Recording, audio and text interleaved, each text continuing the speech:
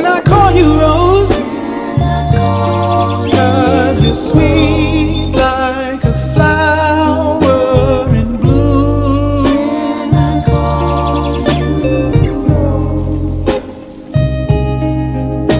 Can I call you Rose? 'Cause your fragrance takes over the room. Darling. Assalamualaikum warahmatullahi wabarakatuh. Perkenalkan, kami dari kelompok 11. Di sini kami akan memberi tutorial cara membuat keju dan yogurt. Oke, mungkin perkenalan terlebih dahulu. Perkenalkan, nama saya Muhammad Akmal dengan NRP belakang 155. Perkenalkan, nama saya Zaidan Kasyamani dengan NRP akhir 152. Oke, let's go. Oke, di sini untuk alat dan bahan yang digunakan itu yang pertama ada sendok, kontainer gelas dan gelas ukur, lalu ada fresh milk dan Biocool. Biocool di sini sebagai bakteri starter untuk yogurt. Oke, kemudian ukur susu sebanyak 250 ml di gelas ukur. Lalu panaskan susu hingga suhu 40 derajat Celcius. Di sini bertujuan agar susu berada di kondisi yang optimal untuk pertumbuhan bakteri Lactobacillus bulgaricus yang terdapat pada yogurt starter. Jangan lupa diaduk sehingga tidak terjadi penggumpalan di bawah panci. Oke, selanjutnya tuangkan bakteri ke dalam kontainer gelas, kemudian tutup rapat kontainer gelas ini agar tidak ada bakteri atau kontaminan yang masuk ke dalam susu. Selanjutnya, letakkan kontainer gelas ini itu di dalam ruang yang tertutup. Ini bertujuan agar suhunya konstan dan tidak berubah-ubah. Lalu tutup rapat-rapat tempatnya.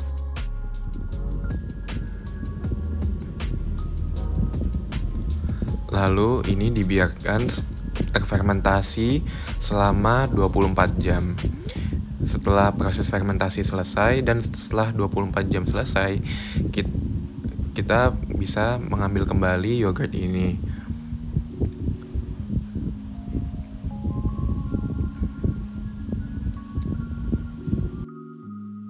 Oke, dapat kita lihat bahwa yogurt yang dihasilkan itu memiliki konsistensi seperti yogurt pada umumnya, yaitu agak kental.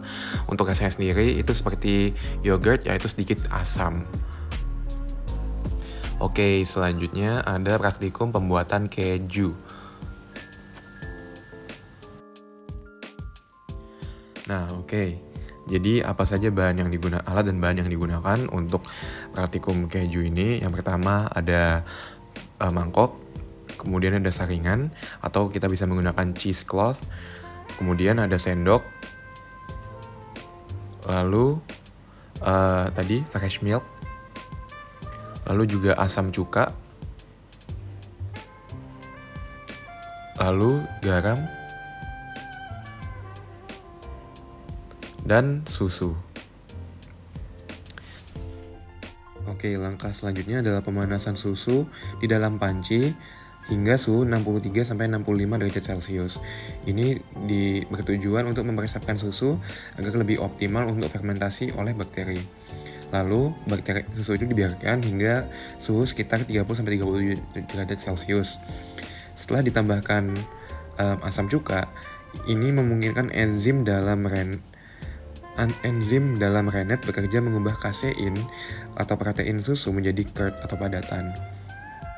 Tujuan ditambahkannya asam cuka ini itu agar pH di dalam susu ini menjadi asam sehingga koagulasi yang terjadi itu lebih cepat. Oke, selanjutnya itu setelah diaduk dan menghasilkan curd itu disaring dulu. Lalu hasil saringan ini ditaruh di dalam wadah. Kita di sini wadahnya menggunakan kontainer gelas yang dapat ditutup rapat. Jangan lupa kalau menggunakan saringan, pastikan semua hasil keju tadi ini diambil. Oke, jika semua keju yang dari saringan sudah diletakkan di dalam kontainer gelas, pastikan ditambahkan garam. Ini bertujuan agar Yang pertama untuk menambahkan rasa asin, dan yang kedua itu ada untuk mengawetkan keju, dan yang ketiga itu untuk mengontrol fermentasinya. Setelah itu aduk garam yang setelah ditambahkan ke dalam hasil curd tadi dan ratakan. Lalu tutup dengan rapat dan keju dapat ditaruh di dalam lemari kulkas untuk dibiarkan terfermentasi selama 24 jam. Hasil dari Praktium ini dapat dibiarkan di dalam lemari es selama 24 jam.